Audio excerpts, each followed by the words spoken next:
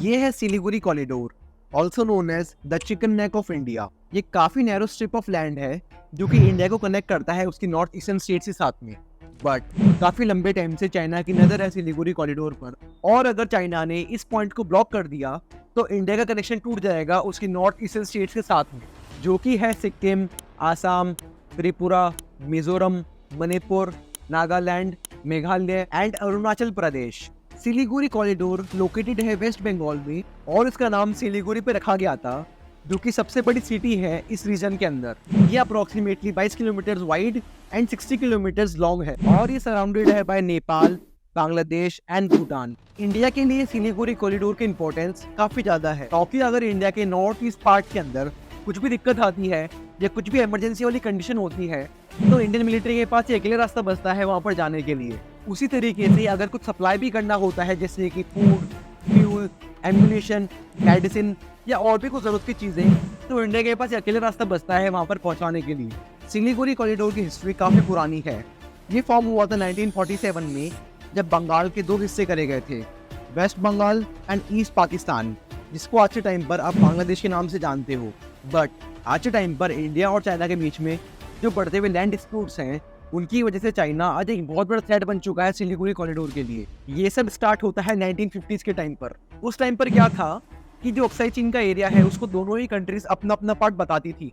India claim करता है कि अक्साई चीन का जो एरिया है ये उसी का ही पार्ट है as a part of Ladakh. But China claim करता है कि अक्साई चीन का जो एरिया है ये चाइना की टेरिटरी है, इंक्लूडिंग कश्मीर एंड तांगवांग एरिया इन अरुणाचल प्रदेश। फिर 1954 में जाकर इंडिया और चाइना ने पंचशील एग्रीमेंट को साइन करा था, जिसके 5 पॉइंट्स थे। पहला था mutual respect for each others territorial integrity and sovereignty. दूसरा था म्यूचुअल नॉन एग्रेशन। तीसरा था mutual non interference in each others internal affairs. चौथा था equality and mutual benefits and पांचवा था पीसफुल कोएग्जिस्टेंस। उस टाइम पर जो स्लोगन था हिंदी चीनी भाई भाई, ये भी बहुत पॉपुलर हुआ था 1950s और 60s के टाइम पर। हिंदी चीनी भाई भाई ये जो स्लोगन था, इसका मतलब ये था कि जो दोनों ही कंट्रीज है, इंडिया और चाइना, ये दोनों साथ में मिलकर काम करे एक दूसरे के बेटर फ्यूचर के लिए। बट इंडिया और चाइना के बीच में बात तब बिगड़ गई जब चाइना ने फुल ऑक्यूपेशन के लिए अनाउंस कर दिया था तिब्बत के ऊपर।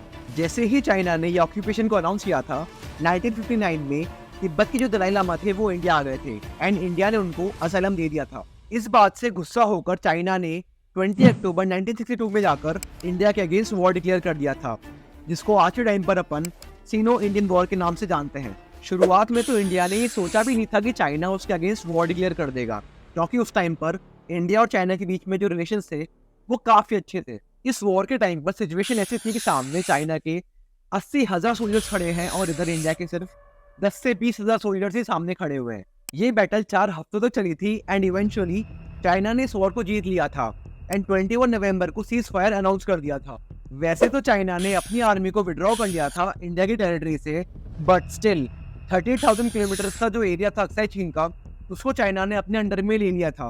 पहले अक्साई चीन का कुछ एरिया अपने अंडर लेकर अब चाइना की नजर है डोकलाम के ऊपर। डोकलाम एक ट्राई जंक्शन है जहाँ पर इंडिया, भूटान और चाइना की बॉर्डर्स आपस में मिलती है। बट डोकलाम की जो जियोग्राफिकल लोकेशन है वो काफी इंपॉर्टेंट है इंडिया के लिए, क्योंकि ये सिलीगुड़ी कॉरिडोर से काफी ज्यादा पास में है एंड अब चाइना का एम्बिशन ये है कि वो डोकलाम को अपने अंडर ले ले, ताकि अगर फ्यूचर में कभी इंडिया और चाइना के बीच में वॉर हुई तो चाइना डोकलाम की हेल्प से सिलीगुड़ी कॉरिडोर को ब्लॉक कर सकता है, जिससे इंडिया का कनेक्शन टूट जाएगा उसकी नॉर्थ ईस्ट स्टेट्स के साथ में। चाइना का गोल शुरुआत से ही ऐसा रहा है कि किसी और कंट्री के पार्ट को अपना बताओ और वहां पर इलीगल तरीके से कब्जा बना लो। ज्यादा अच्छी अंडरस्टैंडिंग के लिए आप इस मैप को देखिए, जिसको कि सितंबर 2023 में former Indian army chief general Manoj Naravane ने शेयर करा था अपने ट्विटर पर, which he claims to be the real map of China. इस मैप में आप देख सकते हो कि कुछ पार्ट तुर्किस्तान का, कुछ तिब्बत का, कुछ युवान का, कुछ मंचूरिया का, कुछ मंगोलिया का, तब जाकर चाइना आज इतना बड़ा हुआ है। और इस मैप में आप एक्चुअल में चाइना कितना है उसको भी देख सकते हो। टॉपिक के ऊपर वापस आता है, डोकलाम का जो एरिया है उसको दोनों भूटान और चाइना अपना अपना बताते हैं, पर 16 जून 2017 को चाइना के जो ट्रूप्स है वो वहाँ पर कंस्ट्रक्शन के व्हीकल लेकर आते हैं और वहाँ पर रोड बनाना स्टार्ट कर देते हैं। इस चीज़ ने इंडिया को काफ़ी ज़्यादा ट्रिगर करा because of the security concerns related to Siliguri corridor. और वैसे इंडिया और भूटान के बीच में काफ़ी ज़्यादा फ्रेंडशिप और सिक्योरिटी एग्रीमेंट भी है। इसके रिस्पॉन्स में इंडिया ने 18 जून 2017 को as a part of operation Jupiter 270 Indian armed force को भेजा डोकलाम के अंदर विद 2 बुलडोजर्स, ताकि वो चाइना की आर्मी को रोक सके रोड बनाने से। ये स्टैंड ऑफ 73 डेज तक चला था और फिर 28 अगस्त 2017 को दोनों इंडियन और चाइनीज आर्मी ने डिसएंगेजमेंट एग्रीमेंट को साइन करा था, जिसमें दोनों इंडिया और चाइना अपने अपने ट्रूप्स को पीछे ले लेंगे और चाइना को रोक दिया जाएगा डोकलाम के अंदर नई रोड बनाने से। पर चाइना तो चाइना है, पहले डोकलाम के अंदर इलीगल रोड बना रहे थे और अब चाइनीज ट्रूप्स इंडियन टेरिटरी के अंदर घुसते हैं 21 मई 2020 को और गलवान के अंदर रोड बनाना स्टार्ट कर देते हैं। इस वजह से एक बार वापस 15 जून 2020 को दोनों इंडिया और चाइना की आर्मी आमने सामने आ जाती है गलवान के अंदर, जो कि है लद्दाख में। पर पिछली बार की तरह इस बार बात आसानी से बातचीत करके खत्म नहीं हुई। इस बार दोनों ही आर्मीज के बीच में क्लैश हो गया था। इस लड़ाई के अंदर इंडिया के 20 सोल्जर्स शहीद हो गए थे और चाइना के unspecific number of Chinese troops मारे गए थे। बट रिपोर्ट्स के अकॉर्डिंग चाइना के 38 सोल्जर्स तो डूब के ही मर गए थे नदी के अंदर। ये जो लड़ाई हुई थी इंडियन और चाइनीज आर्मी के बीच में, ये लड़ाई हाथों से लड़ी गई थी with the help of iron rods and पत्थर। बट किसी भी साइड ने गन्स का यूज नहीं करा था इस लड़ाई के अंदर। इसके पीछे जो मेन रीजन है वो है लाइन ऑफ एक्चुअल कंट्रोल, जो कि 3400 किलोमीटर लंबी बॉर्डर है between India and China across Himalayas. Reports के अकॉर्डिंग इंडियन आर्मी गई थी गलवान वैली के अंदर 15 जून को, ताकि वो वहां से चाइना के जो ट्रूप्स हैं उनको हटा सके। गलवान वैली के अंदर इंडियन आर्मी मिली चाइना के कर्नल से, जिनका नाम था क्वी फेबाओ। उनके साथ में चाइनीज 150 ट्रूप्स और भी थे, जहां पर वो चाइनीज आर्मी के ट्रूप्स एकदम रेडी हो गए थे लड़ाई करने के लिए, वो भी बिना बातचीत करे इंडियन आर्मी के साथ में। इस लड़ाई का काफी नेगेटिव इम्पैक्ट पड़ा दोनों इंडिया और चाइना के रिलेशंस पर। दोनों ही कंट्रीज ने 50-50 हजार ट्रूप्स को डिप्लॉय कर दिया था गलवान के अंदर। इतना सब कुछ हो जाने के बाद भी चाइना अभी तक नहीं माना है।